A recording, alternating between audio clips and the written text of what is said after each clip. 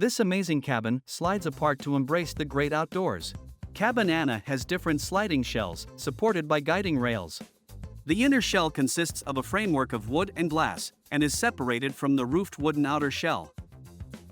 By moving the shells, you can create different setups. Created by Casper Scholes, Cabin Anna reaches a maximum length of 13 meters, depending on its configuration. Much of the interior floor space is taken up by a large open room that's ideal for exercising or entertaining visitors.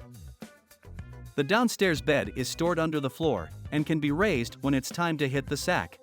The bathtub is under the floor too, and accessed by a hatch.